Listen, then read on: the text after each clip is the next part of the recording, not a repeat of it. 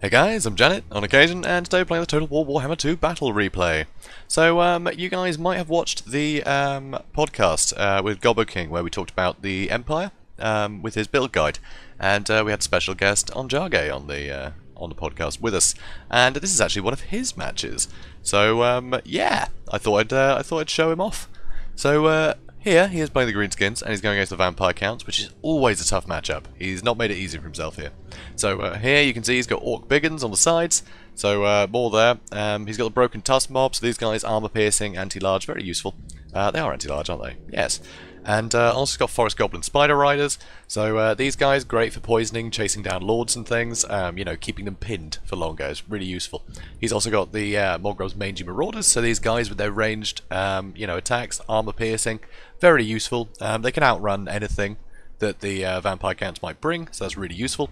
He's also got Savage Orc Arrow Boys in the back, which is a very interesting pick. Don't often see them, but I guess he thought, you know, if there's going to be zombies being summoned to the back, these guys will fend them off in melee quite happily. So that's pretty cool. He's also got the Rusty Arrows, because of course he does. I mean, you bring them in every matchup, they're just brilliant. So that's great. Also, he's got Azag the Slaughterer, so he's going to have, you know, sort of Spirit Leech and, does he have Fate of Buna? Yep.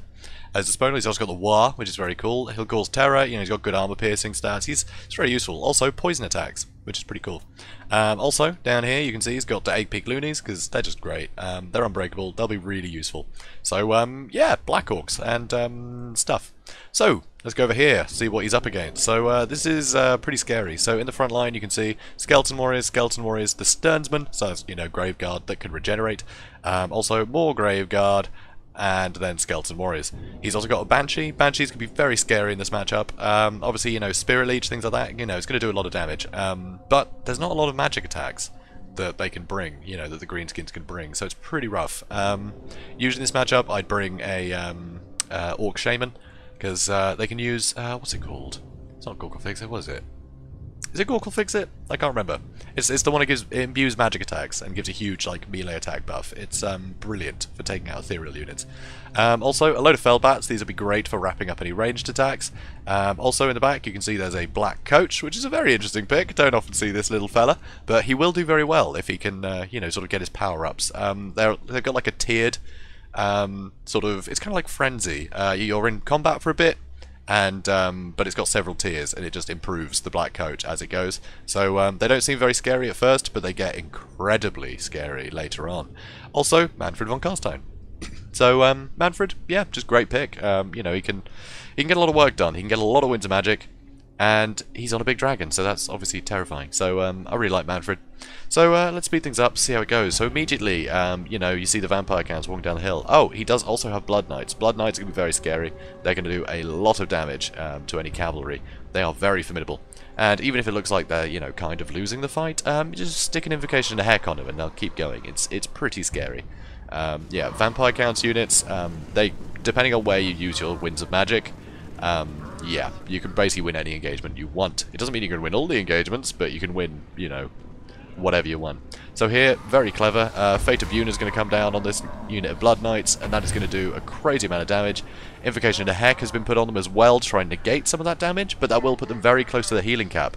Also, you can see they're taking a bit of range fire, so that is a great, you know, big chunk of damage early. Obviously, Fate of Buna is very expensive, but even with Invocation and a Heck on him, look, half health on a unit of Blood Knights? I mean, that spell is ridiculous. So over here you can see the Black Orcs, they're fighting the Sternsman and some Graveguard, so they're outnumbered here, and the Sternsman will generate through a lot of the damage the Black Orcs are doing. So this is going to be very difficult. Here though, the Skeleton Warriors are getting just completely cleaned up by these Orc Biggins on both of these battles, as they should really. So here you can see some bats are trying to wrap up Azag, but the archers are doing a lot of damage to him. Over here the Black Coach is coming in, so the Black Coach will do pretty well here. You can see it does have armor piercing and anti-large, sorry, anti-infantry, so they will do okay, but soon he'll start getting some buffs and he'll be able to just like run straight through enemies. It just gives him like crazy mass, so he can just walk through things. Well, run through things. It's very scary. So as you can see, Azag is trying to get some damage on him. Oh no, looks like he's going to go for Manfred here, because the Broken Tusk Mob, they can do a lot of damage, but, you know, against the Blood Knights and Manny, this is going to be very difficult. He's got the spiders in here poisoning all of this stuff, but the Black Coach is on his heels, and in a straight up duel, Azag will not beat Manfred. So the back line completely compromised, and yeah, Savage Orc Piggins, Savage Orc Arrow Boys running away there. The Rusty Arrows still online, which is great. They will be doing some good damage to these Graveguard, but unfortunately, it's just collapsed over here. So the Black Coach has been just running through everything. How many kills is it on right now? Only 13, but it does have a habit of escalating. So here, Date Pete Loonies are coming in. They're unbreakable, so they'll help to wrap things up a bit better. Over here, though, the cavalry engagement has been won by the Greenskins, which is pretty impressive. Because, yeah, that's no mean feat to take on, you know, a unit of Blood Knights at the best of times. So Breath Attack comes in here, and now these Black Orcs have pretty much had it. I just don't see them getting out of this fight. With 2 years of Graveguard, one of which being the Sternsman, that is really rough. And now the Black Coach is coming to back him up with his armor-piercing anti-infantry, and that's rough. The Black Orcs, they're immune to psychology. If they weren't, they would have routed by now. But they've gone. Luckily, though, a lot more Biggins are coming in to try and join the fight, but there's still a lot of Skeleton Warriors knocking around. That shouldn't be too difficult to fight, but the Banshee will be terrifying these guys. They don't have great leadership, and with friendly units, you know, routing nearby, and the Rusty Arrows, oh no, they're so valuable. So they're going. It's pretty rough. So Azag here trying to get some damage on Manfred, but like I said, this is going to not be a good duel. This is not a good duel, but he's got to be here to support these guys, you know? He's got no other choice. Luckily, these Black Orcs are holding out a lot better than the ones on this side. The Biggins here are keeping the Sternsmen busy, which is great. Their high melee attack, yeah, the high weapon damage will help. It's, yeah, 42. They are supposed to be anti-large, but they just pack a wallop. I mean, 40 melee attack is pretty good against the, I mean, 51 melee defense is very high for the Sternsmen, but they will get some good hits in. It will do a lot of damage. So, the Biggins, not a bad choice in this matchup. Especially because the amount of large things you're going to see. And, yeah, large things with not a lot of armor, you know, potentially. So, Biggins, very good pick in this matchup. So, here you can see Azag is being chased around by Manfred. He is very quick on that Wyvern, though, so he will be able to get away. But while he's running away, it means Manfred can, you know, pick a new target to attack. So, it looks like he's going to go for these Biggins. Yeah, ooh, no, it looks like he's going for another Breath Attack. So another Breath Attack here to help sway this battle, because the Sternsmen were starting to, you know, take a lot of damage here. But that Breath Attack has just put it in, you know, the Vampire Count's favour on that side. So Broken Dust Mob, they're going to be coming in. It's pretty great. In the back line, you see just cheap Skeleton Warriors have been summoned just to chase things down, and they will do that pretty well. But, you know, Mangy Marauders, unfortunately, it is a bit of a waste them shooting at these guys, but, you know, you got to do what you got to do, right? So they have deteriorated, and some more Biggins will come from this flank. A nice rear charge here with the Broken Tusk Mob. If he can get these guys to start crumbling, that would be fantastic. There is a unit of Graveguard here that's crumbling, but it's pretty much dead anyway. So, not a huge bonus there, but, yeah, the Black Orcs here are holding out. Over on this side, you can see the Banshee has wrapped up the Rusty Arrows again, which is really rough. The Banshee can fight all day there. She's not going to take any damage. Cavalry, waiting at the moment. But waiting for a long time, in fact. These guys need to get in the fight. Here we go. So, trying to take out the Black Coach. Now, it does have 75 kills. Yeah, it can get pretty formidable. Luckily, it has been focused down a fair bit. Azag's been chasing it a lot, and Azag will do very well damaging the Black Coach, so that's great. So it'd be good to get rid of him. Hopefully, what's left of the infantry can have a bit of respite once, you know, once the Black Coach is gone. So that's pretty great. So Biggins here coming with the rear charge, and you know, more Black Orcs and Biggins here, which is really good. There's some good pockets of Greenskin units here, but Manfred he's just got so much health right now, and if he catches Azag, Azag is going to take a ton of damage. So you can see constantly moving to avoid. So it's pretty rough. But here the Black Orcs being completely surrounded. That's not ideal. War comes in and gives these guys a little boost for a while, but he's running off here to try and deal with his Black Coach. So with that extra melee attack on these guys, every hit is going to register, so the Black Coach shouldn't last too much longer. And now, seeing that Manfred has come in here to try and help out this fight, and that the Black Orcs are broken, he's coming in to try and help by the looks of it. So he's letting the Orc Biggins and the Black Orcs come in and deal with this. Oh, just zombie spam again. Almost gone though, so it should be okay. And yeah, Morgoth's Mangy Marauders are out of ammo now, which is very rough. Oh, there's still a unit over here of Sternsmen. They're still going. Looks like he was hiding in the trees, hoping they'd regenerate a bit. So that's pretty good. Not a bad shout. Because, yeah, they do regenerate on their own, and that makes it very difficult. Here, though, luckily, with the reinforcements, having won this engagement, it looks like they can collapse the last of these Graveguard. But, still, you know, Manfred's got a lot of health. He hasn't hit his healing cap yet. He's going to have a lot of Winds of Magic. Every time he's getting in fights, he's regenerating Winds of Magic, because that's the sort of guy he is. So it's pretty rough. Over here, the Banshee, he got recharged, and it almost looked like she was going to start crumbling, but she just managed to keep her leadership together, which is incredibly rough. But this has allowed the Rusty Arrows to get out of this fight, and they still have so much ammunition. And if he wants to take out Manfred, he's going to need this, because Manfred could just keep cycle charging all day, especially if the Banshee decides to, you know, just stay on the field all this time. So it's going to be difficult. So yep, bit of arrow fire coming in at Manfred, but not a lot. There's only 23 guys in this unit left. They will be okay in melee though, which is something that's, you know, always nice. So yeah, Azag just flying circles. The Rusty Arrow is trying to finish off these Sternsmen. If he can take out the Sternsmen, and yeah, if it's just the Banshee and Manfred left, I don't see the Banshee holding out in terms of her leadership. Spirit Leech comes down here.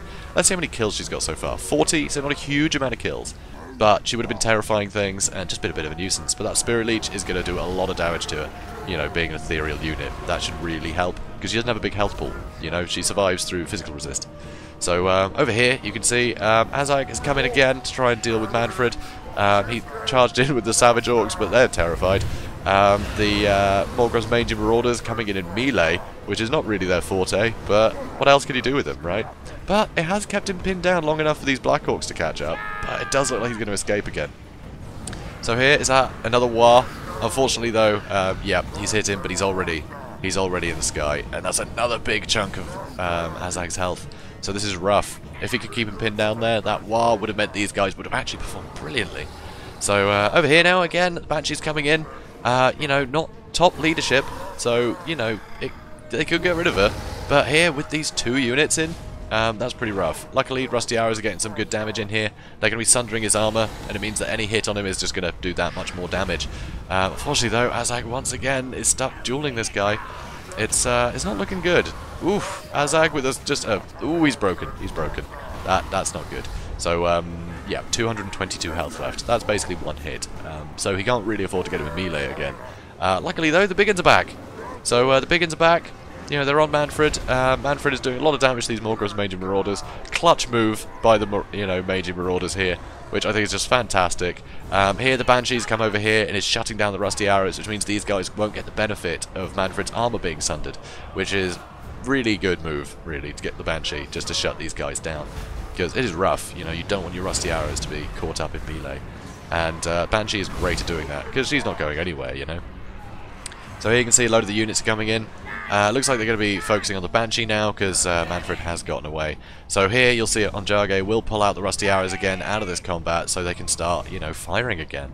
So a load of units start to come back by the looks of it. He's got some spiders here. If he can get these guys in melee, the poison will really help keep Manfred tied to the ground. So that'll be great. So Azag did come back right on the edge of that combat, of the you know, the playing field. So here, you know, Manfred is doing a hell of a lot of work here. It's tough, you know, with leadership as it is. I mean, look at this. They're hanging on by a thread, a lot of these units. Rusty Arrows just got terrified, and, you know, you really want these guys firing. You don't want them running away. So it's rough. So here you can see Manfred is trying to chase off units that are returning, which I think is a good shout. But it does mean he's staying on the ground, and Morgroz's Mangy Marauders are going to do a lot of damage. Here some zombies come in, which is a great move to try and, you know, wrap up these guys. You know, any attack on the zombie is an attack that isn't on Manfred von Karstein. So that's definitely going to help. You know, these Black Orcs are still going, because everyone's getting terrified and then routed by the looks of it. Yeah, they're broken. So that's not ideal. But the Black Orcs are holding on. But amazingly, just here, fighting zombies, they are so damaged and their leadership has been so bad that they're actually wavering, which is pretty rough. I mean, they do have, yeah, friends routing, exhaustion, but huge for damage sustained. Huge debuff for that. They have taken a beating in this match. So, I mean, they're hanging on by a thread. So, but, you know, they will win. They are starting to win that fight, and it'll be fine. So the Spider Riders are coming in as well, trying to finish these guys off quickly by the looks of it. But Morgroz's Mangy Marauders, just, they keep coming in a melee. I'm amazed they're still going, because these guys are not melee fighters. I mean, they're Wolf Riders, for crying out loud. They're Wolf Rider archers. So this is ludicrous that they are actually doing this well against Manfred. And, clutch move.